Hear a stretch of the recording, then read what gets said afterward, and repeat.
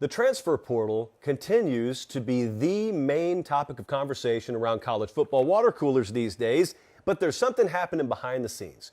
So tonight, I'm going to give you 3 more names to look out for, but first I want to tell you what the talk is. When the window first opened up, we saw a lot of names go in. We had a big show here in the studio, and there was over 1,000 names that went in nearly immediately, like on that first day. Now, the flow has slowed to a trickle. It will probably slow to more of a drip as Christmas gets closer, but I want to talk to you about what's happening and what's being said behind the scenes. Here's the belief, pretty consensus belief right now, and that is there is a second wave coming of transfer portal entries. And that's going to be probably after bowl games and definitely after the playoff. Here is your point of reference in the past. I was looking at this today. I had forgotten Georgia had 9 kids go in the transfer portal last year. None of them, though, as far as I can remember, were in the portal this time last year. Now, that reason is obvious. Georgia was not playing in the Tax Slayer Bowl, all due respect.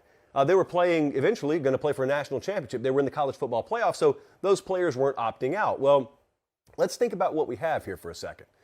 We've got a landscape in the portal right now where a bunch of backup players and a few frontline players have gone in, and we already are starting to cover them. We're going to cover them more in a second. But the best teams still have very, very meaningful games coming up. Not just the playoff, like some of these big-time bowl games that we're just showing you the chart for, they're still coming up.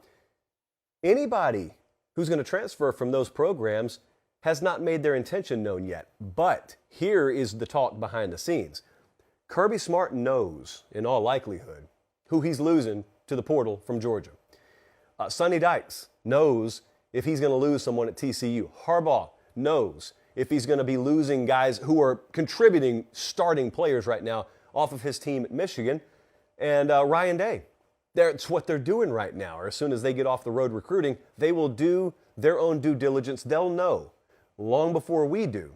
So number 1, pay attention to how those programs sign on signing day. And number 2, you start to pay attention to how they start proactively trying to backfill their absences, their open head spots on their scholarship list with kids.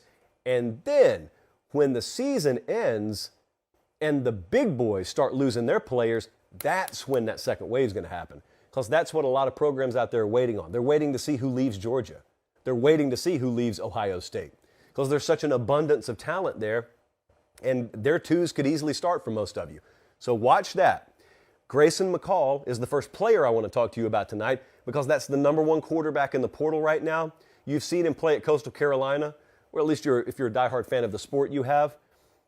24-2 touchdown to INT ratio this year, but it gets a lot better than that. You think about his 3 years as a starter, really incredible numbers here.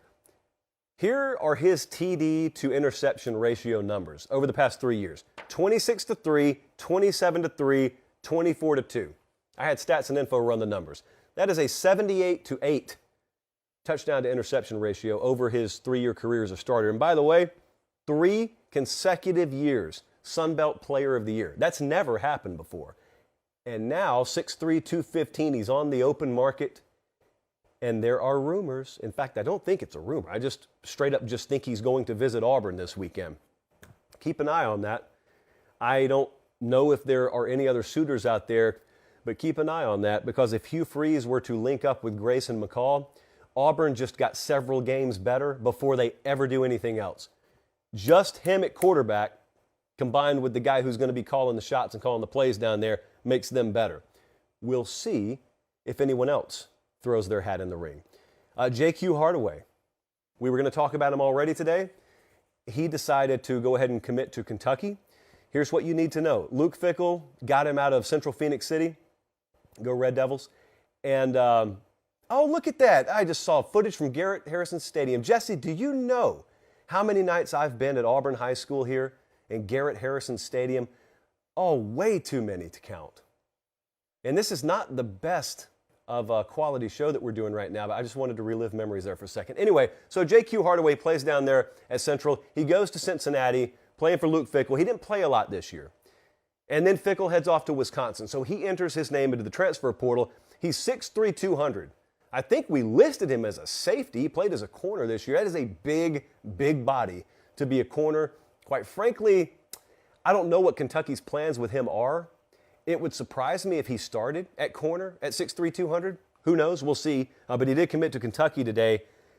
He was the number 9 player in the portal. He was the number 2 corner in the portal. So good pickup for Mark Stoops and company. What about L.J. Johnson? We haven't spoken about him yet. That's the big running back that was at Texas A&M. He's in the portal now. I was listening to Chris Hummer talk earlier today. He's pretty dialed in out there, especially with this particular player. He said, watch Oklahoma. You know, they need to fill the void left by players like Eric Gray. So watch them, watch SMU, and watch UCLA.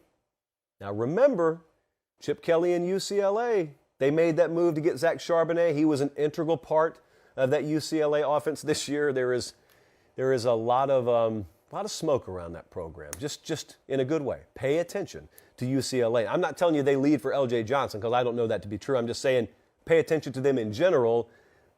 They have a very, very keen understanding of how they have to go about things out there. Number 14 player, number 1 running back in the portal, L.J. Johnson. This thing's going to heat up so much after Christmas and after some of these bowls start becoming complete.